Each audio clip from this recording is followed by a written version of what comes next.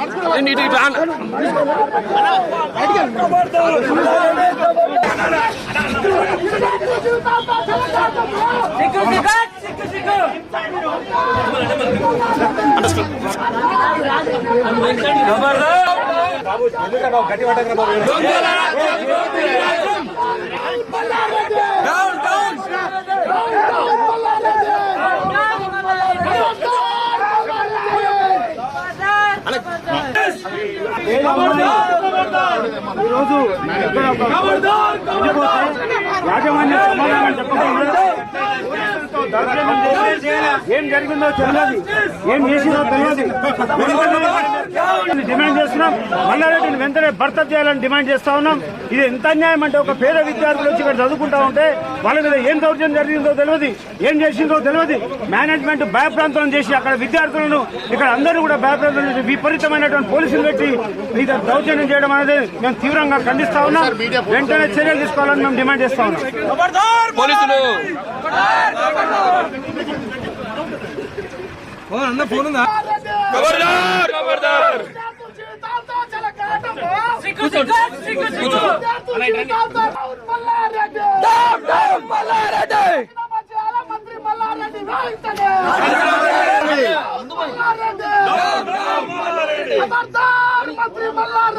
खबरदार खबरदार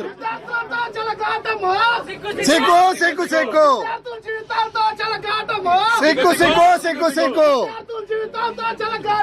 सिक्को सिक्को सिक्को खबरदार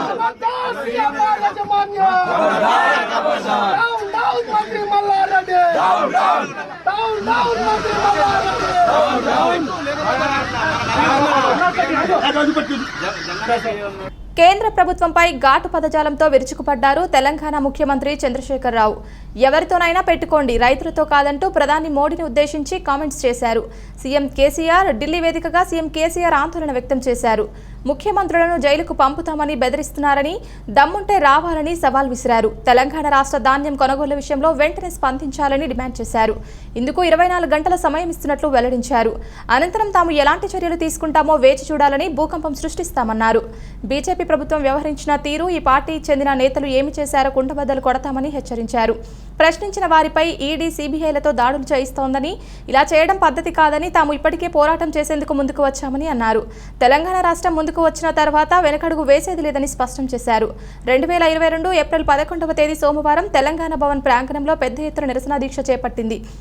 సీఎం కేసీఆర్ ఆధ్వర్యంలో ఈ దీక్ష జరిగింది. భారతీయ కిసాన్ యూనియన్ జాతీయ అధికార ప్రతినిధి రాకేష్ టీకాయత్కు హాజరయ్యారు. సందర్భంగా సీఎం కేసీఆర్ ప్రసంగించారు. ధాన్యం కొనుగోలు విషయంలో తెలంగాణపై కేంద్రం అనుసరిస్తున్న తీరుపై సీఎం కేసీఆర్ మండిపడ్డారు. తెలంగాణ విషయంలోనే ఎందుకిలా ప్రవర్తిస్తున్నారంటూ కేంద్ర మంత్రి పీయూష్ గోయల్ పై తీవ్ర స్థాయిలో విరుచుకుపడ్డారు. పీయూష్ గోయల్ కాదు, పీయూష్ గోల్మాల్ అంటూ సెటైర్లు వేశారు. తెలంగాణ రైతులను ఉద్దేశించి కేంద్ర మంత్రి చేసిన వ్యాఖ్యలు చాలా బాధాకరమైనవని ఆవేదన వ్యక్తం చేశారు. తెలంగాణ అన్నదాతలు నూకలు తినాలని పీయూష్ గోయల్ చెప్పారని, అసలు తాము గోయల్ వద్ద అడుక్కోవడానికి వచ్చామా అంటూ మండిపడ్డారు. కేంద్ర ప్రభుత్వం ధాన్యం కొనాలని దేశ రాజధాని ఢిల్లీలో దీక్ష చేస్తున్నామని ముఖ్యమంత్రి కేసీఆర్ గుర్తు చేశారు. దీక్షకు మద్దతిచ్చేందుకు వచ్చిన తీకాయత్కు ధన్యవాదాలు తెలిపిన కేసీఆర్ తెలంగాణ నుంచి సుమారు 2000 కిలోమీటర్ల దూరం వచ్చి దీక్ష చేస్తున్నామని వెల్లడించారు. आज इतने दूर करीब 2000 किलोमीटर तेलंगाना राज्य के पूरे ही विधायक, पूरे ही मंत्री और किसान बंधु जो संगठन है उसके सारे ही प्रतिनिधि इतने कड़ी धूप में दिल्ली क्यों आए हैं? क्यों आना पड़ा? क्या मजबूरी थी?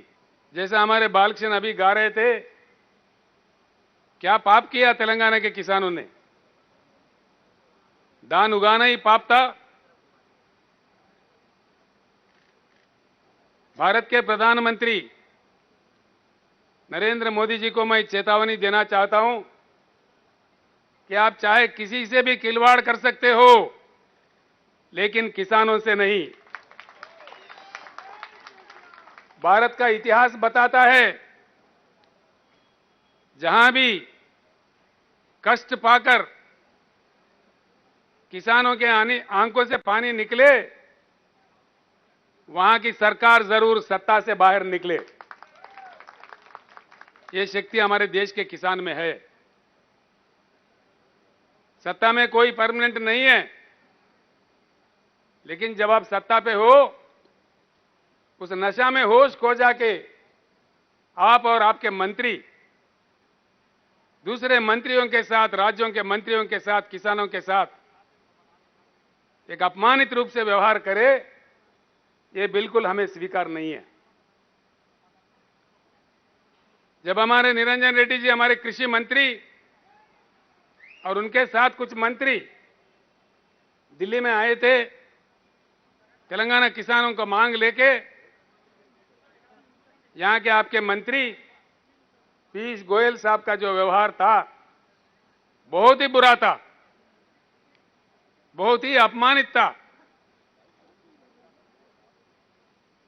बेहतरीन चावल उगा के देश को अन्न देने वाले अन्नदाताओं को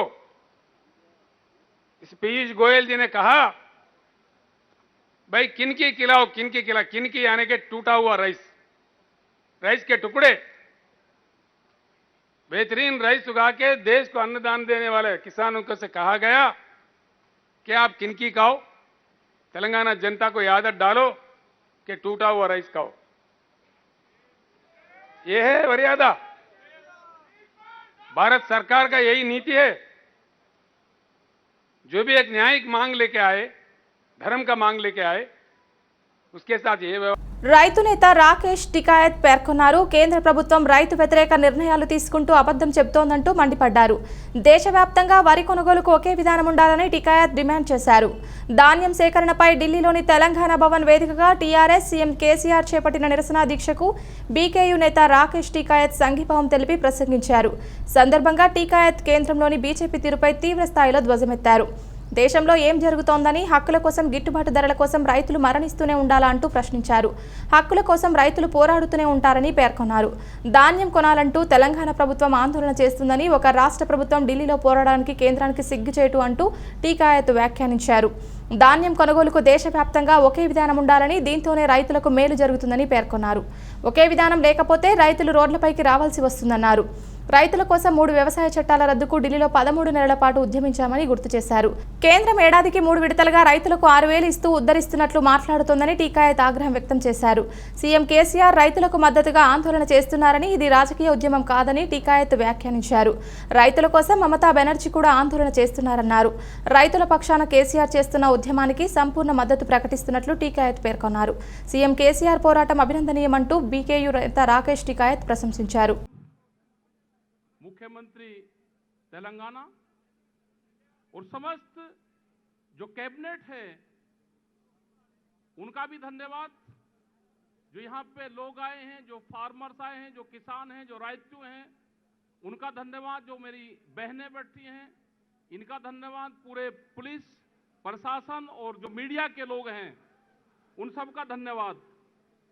और सबसे बड़ा धन्यवाद आज तेलंगाना सरकार का है कि जो लड़ाई पिछले 13 महीने से हमने दिल्ली में लड़ी, आज उस लड़ाई को साक्षात होते हम देख रहे हैं कि कोई स्टेट की सरकार आज किसान के इशू पे दिल्ली में इस देश के किसान के साथ में आई। और इशू कोई और नहीं है, इशू है फसलों के दाम के सवाल पे। जो 13 महीने भारत सरकार को बात बताई कि हमारे फसलों के दाम चाहिए, हमको एमएसपी गारंटी कानून चाहिए। पूरे देश में जो 23 फसलें हैं, जो दूसरी और फसलें भी हैं, उन पे भी एमएसपी चाहिए। किसान को लाभकारी मूल्य चाहिए। लेकिन जो भारत सरकार है 13 महीने के आंदोलन में भी उसकी समझ में नहीं आई। ये कई मुख्यमंत्री अभी आए जिन्होंने किसान के इशू पे बातचीत की। छत्तीसगढ़ के मुख्यमंत्री गए तो उन्होंने सिफारिश करी कि जब आपकी भारत सरकार से बातचीत हो तो हमारी फाइल रुकी हुई है, उस फाइल की भी बात करना। तेलंगाना के मुख्यमंत्री से बात हुई कि फसलों के दाम नहीं मिल रहे, हमारे स्टेट में फसलों की खरीद नहीं होती, आप आंदोलन की शुरुआत करो।